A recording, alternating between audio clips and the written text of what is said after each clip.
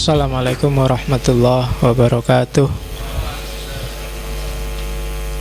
Bismillahirrahmanirrahim. Alhamdulillahi rabbil alamin. Wa bihi nasta'inu ala umurid dunya waddin. Allahumma sholli wa sallim wa barik ala habibina wa syafi'ina sayyidina wa maulana Muhammadin wa ala alihi wa ashabihi ajma'in. Amma ba'du. Tokoh kita malam hari ini tokoh besar yang diakui tidak hanya di Indonesia tapi juga di dunia internasional. Soekarno. Saya tidak tahu pengetahuan teman-teman tentang orang ini seperti apa. Kisah-kisah tentang beliau banyak, baik yang konotasinya positif atau mungkin beberapa orang punya kisah yang konotasinya negatif. Konotasi loh ya, kalau konotasi itu berarti tafsir. Tapi yang jelas sumbangan beliau banyak dan luar biasa untuk Indonesia, dengan segala kelemahan dan kelebihannya. Kelahirannya tanggal 6 bulan Juni 66. Soekarno sendiri bilang tanggal lahir saya gampang diingat, 6 bulan 6. Ada yang bilang sebenarnya dia lahir 1902. Ada yang bilang dia lahir 1901. Ya masing-masing punya argumen. Bapaknya Jawa, ibunya Bali. Bapaknya Islam, ibunya Hindu. Jadi bapaknya ini kejawen, Islamnya Islam Jawa.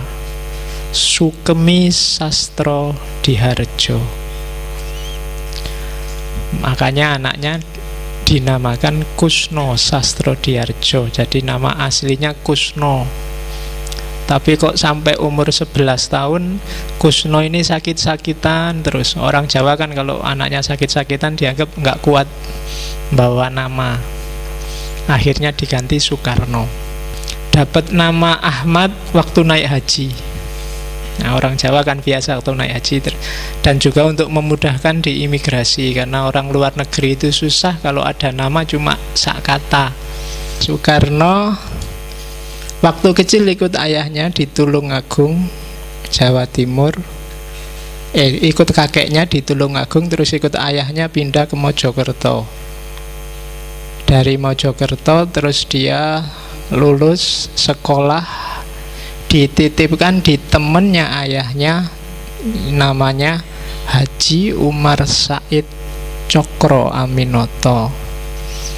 Disitulah dia mulai meletik, mulai kenal tokoh-tokoh pergerakan zaman itu, Sarekat Islam, kenal Agus Salim dan kawan-kawan, kenal tokoh-tokoh cikal bakal pergerakan Indonesia di situ, termasuk tokoh PKI, termasuk tokoh Islam. Itu gurunya tokoh zaman itu adalah Cokro Aminoto. Kapan-kapan kita bahas orang ini karena Cokro Aminoto punya ide yang agak original tentang sosialisme Islam. Oke. Dari Surabaya nanti dia terus kuliah di ITB. Makanya terus dia kos di Bandung. Setelah di ITB inilah dia mulai aktif ikut organisasi politik. Kalau di Surabaya dia sudah ikut Young Java. Di Bandung dia mulai merintis ikut organisasi yang nanti melahirkan PNI, Partai Nasional Indonesia. Kemudian gara-gara PNI inilah nanti dia dipenjara, dipindah-pindah, termasuk di Bandung ada penjara Sukamiskin. Nah, dari situ waktu sidang Soekarno bikin pidato yang luar biasa yang judulnya untuk pledoinya Indonesia menggugat. Setelah itu dia dipenjara, dibebaskan, dipenjara lagi, dibuang ke Flores. Kemudian dipindah ke Bengkulu sampai tahun 42. Kemudian ketika Jepang masuk dia dibebaskan. Jadi lama di penjara. Baru setelah itu dia ikut pergerakan-pergerakan, termasuk beberapa lembaga yang dibentuk oleh Jepang untuk persiapan kemerdekaan, termasuk BPUPKI dan PPKI. Dan kalian nggak perlu tak ceritain, mesti sudah ngerti sampai puncaknya 17 Agustus 45. Di situ dia jadi presiden. 3 bulan kemudian 10 November geger di Surabaya. Terus banyak kasus sampai kemudian ibu kota pindah ke Jogja, semacam-macam, kalian pasti sudah ngerti yang gitu-gitu. Sampai tahun 65 dia geger-gegeran gara-gara konflik dengan Partai Komunis di Indonesia. Dan ceritanya sudah kalian lihat di film-film, nggak perlu saya detailkan. Soekarno dikenal luar biasa, tidak hanya di dunia politik, sebagai manusia dia juga luar biasa. Menikah sampai 9 kali, anaknya 10, menikah 9, anaknya 10. Itu berarti sulungnya lebih dari 1. Terus apalagi ya, istrinya 10 itu waktu dia di Surabaya, anaknya Cokro Aminoto ditaksir dinikahi. Waktu kos di Bandung, ibu kosnya ditaksir. Ya, lo kan terus dinikahi juga. Terus pokoknya dia terkenal karena memang wajahnya agak ganteng, orangnya juga ngomongnya enak dan pinter. Sudah ganteng, pinter, modalnya besar, uangnya banyak, mesti banyak yang suka. Terus jadi itu selama dia jadi presiden, banyak sekali dia dicoba untuk dibunuh. Ya biasa, orang besar itu kan memang banyak yang tidak suka, banyak yang ngincer, banyak yang tabrakan kepentingan. Kalau catatan pengawalnya dan banyak diakui orang, ya sekitar 7 kali dia coba dibunuh. Tapi katanya Megawati yang anaknya ya bisa sampai 23 kali percobaan pembunuhan untuk Soekarno. Meskipun nanti kemudian ya dia kalah oleh penyakit. Jadi sebelum PKI memberontak bulan Oktober itu, sejak Agustus Soekarno ini sudah mulai sakit. Ginjalnya agak tidak beres. Dan itu sakit ini berlanjut sampai 5 tahun dan akhirnya beliau meninggal tahun 70. Jadi 5 tahun. Jadi memang sejak awal sudah sakit. Berarti umurnya lahir tahun 1901, meninggal tahun 70, sekitar 69. Kalau 62 berarti sekitar 68. Jadi itu Soekarno. Malam ini kita nggak akan sibuk dengan perjuangannya Soekarno, kisah-kisah revolusionernya. Kita akan menjelajahi konsepnya yang lumayan genuine, Marhainisme. Jadi Marhainisme ini dasar kehidupan kita sebagai bangsa Indonesia hari ini. Kalian kan ngerti Marhainisme itu hanya pada ujungnya, yaitu Pancasila. Tapi sebelum ada Pancasila, sebelum lahir dasar negara termasuk Undang-Undang Dasar 45, di balik itu ada ideologi yang dibangun pelan-pelan oleh Soekarno, namanya Marhainisme. Meskipun banyak orang awalnya mengkritik mungkin sampai hari ini, tapi diakui atau tidak, hari ini orang Indonesia sepakat menggunakan Pancasila. Dan Pancasila itu awal konseptornya ya Soekarno. Dan Soekarno itu punya visi, punya ideologi namanya Marhainisme. Jadi harusnya kalian orang-orang Indonesia ngerti apa itu Marhainisme. biar lebih mudah untuk memahami kemana sih sebenarnya Pancasila itu mau bergerak. Ya, pelan-pelan. Jadi hari ini kita belajar Soekarno Muda, karena Soekarno itu ada Soekarno Muda, Soekarno Tua. Soekarno Muda itu pemikir, Soekarno Tua itu politikus. Meskipun nanti di beberapa konsep dia terjebak oleh idealismenya sendiri, sehingga beberapa kali dia blunder secara politik. Yang jelas ngomong Soekarno, jangan lupa 4 karakter pemikirannya Soekarno yang sangat kuat. Yang pertama, kesatuan.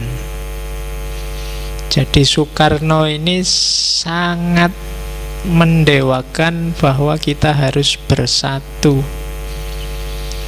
Jangan sampai ada pecah-pecah, jangan sampai ada kelas-kelas yang saling tabrakan. Apapun yang terjadi, seperti apapun kesusahan kita, jangan pecah. Itu yang pertama, sangat jelas di pikiran Soekarno. Yang kedua, anti-imperialisme. Jangan sampai ada penjajah dan penjajahan, dan jangan mau dijajah. Itu visi. Jangan mau dijajah berarti Indonesia harus merdeka. Jangan sampai ada penjajahan, berarti harus peduli dengan kapanpun dan dimanapun kalau ada fenomena penjajahan. Baik penjajahan secara fisik, psikis, ekonomi, budaya, dan macam-macam. Itu ciri kedua dari Soekarno. Ciri yang ketiga, sosialisme. Sosialisme itu berarti keberpihakannya tidak pada elit, keberpihakannya tidak pada penguasa, tapi pada rakyat. Kesejahteraan bareng-bareng. Beda sama yang kemarin model teokrasi, atau sebelumnya model fasis, atau model otoriter gaya Hitler. Dan yang terakhir, nasionalisme. Jadi rasa dekat, rasa memiliki pada negara, itu nasionalisme. 4 ini ciri utama pemikirannya Soekarno. Kalian cari dimanapun gagasan-gagasannya, tidak akan lepas dari 4 ini, dengan segala retorikanya. Jadi dia pemersatu, kesatuan, anti-imperialisme, sosialisme, nasionalisme. Itu 4 ciri dari pikirannya Soekarno. Ini harus diingat-ingat. Basis teorinya, Soekarno ini rajin baca, jangan salah. Dan berbagai bahasa dia kuasai, termasuk bahasa asing. Basis yang menarik, basis teori yang nanti menarik Soekarno untuk merumuskan teori-teorinya, itu yang jelas Marxisme nomor 1 dan Karl Marx nomor 1 dan Marxisme. Marxisme itu pengembangan ajaran Karl Marx oleh beberapa tokoh. Yang saya tahu, Karl Kautsky yang kedua dari Jerman, dan Bakunin dari Rusia. Itu banyak disebut di tulisan-tulisannya Soekarno. Kalau Karl Marx jelas, yang banyak masuk ke Soekarno adalah materialisme historis dialektis. Ini di mana-mana di kuliah-kuliah sudah disebut, tapi saya heran banyak yang masih belum terlalu paham. Jadi materialisme kalau di Marxisme, di sosialisme itu bukan kok terus suka pada yang materi-materi, bukan kok terus cewek matre, bukan kok yang enggak. Materialisme itu lawannya idealisme. Jadi materialisme itu yang real, itu yang nyata, yang materi, bukan yang hanya ada di pikiran. Jadi materialisme itu bukan kok suka pada materi, tapi orang yang punya pandangan bahwa kenyataan yang sejati itu yang sifatnya material. Yang tidak material itu ya sifatnya masih spekulatif, ndak asli. Yang sejati itu yang material, bukan kayak rasionalisme. Bukan aku berpikir maka aku ada. Dibalik, aku ada maka aku mikir. Lah kalau nggak ada aku, yang mikir siapa? Jadi pengaruh Karl Marx berarti sifatnya materialis, dialektika dalam sejarah. Bagaimana variabel-variabel material, variabel-variabel yang real, realitas, itu saling berdialektika dalam sejarah. Karl Marx juga banyak dikritik. Di antaranya model Kautsky. Kautsky itu nanti yang memelopori lahirnya sosialisme demokrat. Karena kalau murni ikut komunismenya Karl Marx, negara harus bubar. Pada akhirnya ada masyarakat tanpa kelas, dan itu pasti tidak cocok sama Indonesia zaman itu versinya Soekarno. Maka Kautsky ikut masuk. Dari Marxis yang revolusioner jadi sosialis yang evolusioner. Dari situ lahir visi sosialisme Indonesia. Terus Bakunin. Kalau Bakunin ini pelopornya anarkisme sebenarnya. Cuma bagi Bakunin, perjuangan proletar itu ya, proletar itu kan kalau definisinya makan kaum buruh yang tertindas. Dan itu kondisinya agak beda sama kaum petani. Kondisinya mungkin agak beda sama pedagang-pedagang kecil. Sama-sama kalau proletar itu kan tidak punya alat-alat produksi. Dia hanya buruh. Makanya dia tertindas. Beda sama petani, pedagang kecil-kecil. Ini dia punya alat produksi. Kadang ya punya sawah, ya punya warung, tapi sistem yang bikin dia tertindas. Jadi konsep proletar nggak masuk. Karena proletar itu punya alat produksi. Nggak punya alat produksi. Sementara petani, pedagang kecil itu dia punya alat produksi. Nanti dari Bakunin diambillah oleh Soekarno konsep Marhaen. Bukan lagi proletar. Jadi bukan lagi buruh. Yang masih buruh yo yang punya majikan, terus dia tidak punya apa-apa, hanya nunggu gaji, kayak pegawai negeri. Pegawai negeri itu proletar. Loh iya kan? Tidak punya andalan apa-apa, hidupnya mengandalkan digaji. Alat-alat produksi dia nggak pegang. Sementara kalau petani, kalau pedagang itu kan dia pegang alat produksi, tapi sistem distribusi yang tidak rata bikin dia sengsara. Nah, problemnya di situ. Dari situ nanti Soekarno meramu konsep khas yang namanya Marhaenisme. Oke. Kenapa Soekarno ngambil sosialisme, ngambil Marxisme, bukan yang lain? Dan hampir semua tokoh pergerakan zaman itu coraknya sosialis, kecuali yang beberapa agama. Hatta punya sosialisme juga, bahkan dia punya konsep ekonomi sosialis. Nanti Sultan Syahrir punya sosialisme kerakyatan, dan lain-lain, termasuk Soekarno yang punya Marhaenisme. Jarang yang suka dengan demokrasi yang liberal. Katanya Soekarno, demokrasi liberal, ketika warga dibebaskan, suka-suka kamu mau apa, mau ngomong apa, kalau untuk konteks Indonesia, jatuhnya akan tidak adil. Itulah nanti yang bikin orang kaya jadi semakin kaya. Yang bikin modalnya lebih besar, dialah yang jadi gubernur, dialah yang jadi, kenapa ya? Karena dia yang bisa punya media, bisa membiayai propaganda-propaganda. Yang tidak punya uang tidak bisa. Jadi justru kebebasan mutlak, model demokrasi yang liberal, terserah kamu mau ngomong apa, terserah aspirasimu apa, kamu mau ngapain terserah. Itu versinya Soekarno malah ngerusak. Sistem itulah yang bikin orang kaya semakin kaya, yang miskin semakin miskin. Yang kaya punya fasilitas terus, dia dapat fasilitas terus, enak.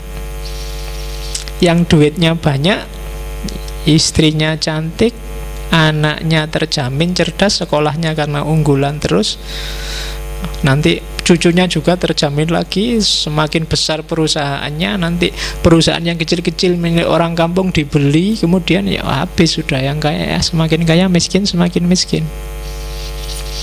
Oke, jadi katanya Soekarno, ndak, jangan demokrasi yang liberal deh, nanti malah menyusahkan. Setiap orang kapasitasnya beda-beda, nggak sama. Oke, dari situ maka dia mencetuskan Marhainisme. Marhain itu aslinya nama orang.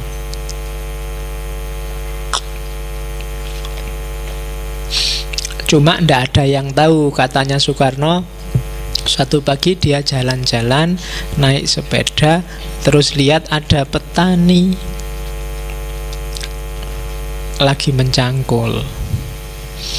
Kelihatannya hidupnya susah. Waktu disapa, ditanya, ini sawahnya sendiri? Iya, sawah saya sendiri, tak garap-garap sendiri, tapi hidupku ya tetap sumpek, tetap susah. Dari situ muncul inspirasi Marhainisme, karena ada yang ketika terakhir dia tanya namanya siapa, jawabannya Marhain. Jadi Marhain itu nama tani. Ada yang bilang cerita ini nyata, ada yang bilang fiktif, ada yang bilang ini bukan Marhain, namanya Ain. Bukan Ain Takmir loh yo. Cuma karena itu di Bandung, Sunda, maka nama itu kan panggilannya Mang, jadi Mang Ain. Tutu Ain itu, jadi Mang Ain itu terus jadinya Marhain. Ada peneliti barat yang anggap enggak, itu sebenarnya cerita fiktif. Marhain itu singkatan dari Mark, ya kan? Kemudian Engels. Jadi Karl Marx dan Engels. Sebenarnya itu ajaran Marxisme versi Soekarno, tapi ya monggo lah. Nama ndak penting, yang penting isinya. Ini salah satu variasi khusus dari sosialisme. Kemarin kan kita belajar sosialisme. Dan di antara yang beda adalah yang tadi. Jadi seorang Marhain itu beda dengan seorang proletar versinya Marx. Kalau Marx, proletar itu ya buruh yang ndak ngerti apa-apa, ndak punya apa-apa, ngertinya cuma kerja pada majikannya, kemudian dibayar. Majikannya semakin kaya, dia semakin susah. Semakin bagus produksi, majikannya semakin kaya, tapi dia semakin susah karena harganya naik. Dia yang bikin malah nggak bisa beli. Coba kamu lihat ya, kadang pegawai itu kan bikin apa, dia sendiri nggak beli. Pegawai restoran KFC itu makannya biasanya malah keluar ning angkringan, pesen apa, dia sendiri nggak kuat beli miliknya sendiri. Yang dia sendiri yang goreng, yang bikin, maling nunggu sisa-sisa, ya kan? Jadi pegawai warung itu kan juga ndak bebas makan dagangannya. Yang bebas yang punya warung. Kalau dia tiba-tiba makan sak kapoke, ya dihitung sama yang punya warung, dan belum mesti bisa bayar. Kadang-kadang pegawai perakitan mobil dia ndak kuat beli mobil. Kenapa ya? Itulah sistem namanya kapitalisme. Dan itu yang diprihatinkan oleh Karl Marx. Nah, oleh Soekarno, proletar gagasan Karl Marx bagus, cuma tidak selalu masuk untuk segala konteks. Khususnya kayak di Indonesia ini, banyak pegawai kecil, banyak pedagang, banyak petani, banyak usaha kecil. Itu kan orang menguasai modalnya, menguasai alat produksinya. Tapi struktur sosial yang bikin dia tidak bisa berkembang. Jadi bukan berarti dia tidak punya alat-alat produksi, punya. Tapi alat produksi yang dia miliki tidak produktif untuk menjamin kehidupannya. Nah, itu gagasan awalnya. Dari situ terus dia merumuskan lebih jauh, harusnya ada konsep yang tidak semata-mata sosialis Marxis, tapi yang bisa mengakomodasi konteks sesuai keindonesiaan. Muncullah Marhainisme yang nanti goalnya adalah lahirnya sosialisme Indonesia. Oke, kita lihat asasnya Marxisme itu 3. Yang pertama sosionasionalisme, yang kedua sosiodemokrasi, yang ketiga ketuhanan yang Maha Esa. Oke, ya karena ini nanti antara lain yang mengejawantah jadi Pancasila. Jadi sosionasionalisme itu asas yang dipakai saat berjuang. Jadi waktu revolusi, perang, merebut kemerdekaan itu sosionasionalisme. Setelah merdeka punya negara, sosiodemokrasi. Dan kapanpun dan dimanapun harus ketuhanan yang Maha Esa. Karena orang Indonesia itu pasti religius, katanya Soekarno. Pasti beragama. Oke, sosionasionalisme itu maksudnya apa? Bahwa setiap warga negara, setiap masyarakat harus punya kesadaran sebagai bangsa yang mandiri dan merdeka. Itu sosionasionalisme. Jadi basisnya adalah masyarakat dan negara, masyarakat dan bangsa. Itu sosionasionalisme. Jadi hidup sebagai masyarakat dan hidup dengan cara sadar sebagai bangsa. Terus itu di era perjuangan. Jadi perjuangan dilakukan untuk menyadarkan masyarakat tentang identitas kebangsaannya. Kamu harus sadar loh, kamu itu orang Indonesia. Itu pertama-tama. Kalau nggak ada ini, Indonesia nggak akan wujud. Jadi versinya Soekarno, pertama-tama kesadaran nation, kesadaran kebangsaan harus muncul di tengah masyarakat.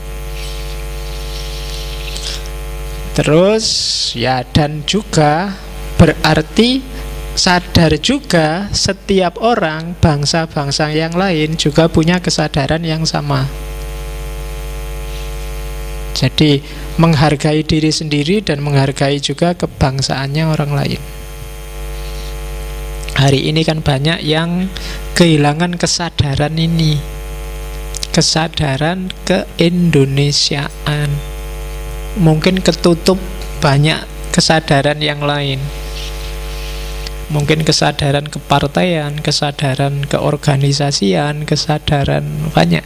Dan ketika kesadaran kebangsaan perlahan lenyap, kepercayaan dirimu sebagai bangsa juga lama-lama akan luntur. Indonesia tidak membanggakanmu ketika kesadaran kebangsaan ini hilang. Nah, kalau Soekarno, nation, kesadaran kebangsaanmu harus dibangun.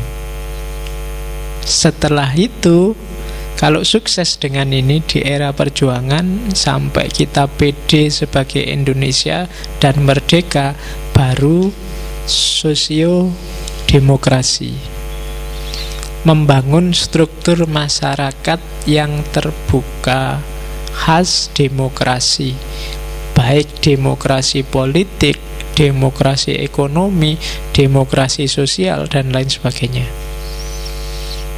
Jadi setelah sosionasionalisme, sosiodemokrasi, kebebasan berekspresi, kebebasan menyatakan pendapat. Itu fase kedua. Jangan dulu ngomong kebebasan kalau belum merdeka sebagai bangsa. Jangan dulu ngomong silahkan melakukan apa aja kalau kita sendiri hakikatnya masih dijajah. Ya kan? Silahkan beli mobil merek apa aja boleh, padahal adanya hanya merek itu aja. Itu kan nggak usah ngomong dulu, bebas. Onone mung kuwi. Bebas itu kan ada banyak pilihan, kemudian kita milih salah satu. Kalau pilihannya hanya itu dan kita hanya disediain itu, berarti belum bebas. Kita masih diatur oleh yang menyediakan. Oke, dan yang terakhir ketuhanan yang Maha Esa. Jadi, apapun yang dilakukan, apapun yang dikerjakan dalam konteks kehidupan bernegara, jangan lupa basisnya adalah, jiwanya adalah jiwa ketuhanan. Jadi orientasinya nggak sekedar horizontal, tapi juga vertikal, ke atas. Itu khasnya Indonesia, katanya Bung Karno. Nasionalis, demokrat, tapi juga religius.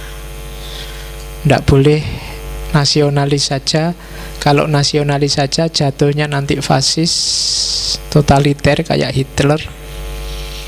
Tidak boleh demokrasi saja, nanti jatuhnya akan liberal kayak tadi. Dia mengkritik demokrasi liberal. Yang mengkontrol agar tidak jatuh ke liberalisme, tidak jatuh ke fasisme adalah religiusitas, prinsip-prinsip moral keagamaan. Jadi Soekarno sudah jauh mikir ke sana. Jadi Marxisme dibangun di atas 3 pilar. Yang pertama sosialisme, tapi yang nasionalis. Ini yang membedakan nanti dengan komunis. Kalau komunis, titik akhirnya bukan nation, tapi masyarakat tanpa kelas. Dan masyarakat tanpa kelas itu tidak mungkin kalau di Indonesia. Ketika dipaksa dijalankan secara real, mungkin kayak negara-negara Rusia zaman dulu, akhirnya juga jatuh. Terus demokrasi, cuma demokrasi yang tidak liberal. Dan baik nasionalisme maupun demokrasi harus dijiwai oleh semangat religiusitas. Oke, itu yang khas dari Soekarno. Terus gerakannya sekarang, tadi kan konsepnya. Konsepnya kalau tahapnya, kalau Soekarno ada 3.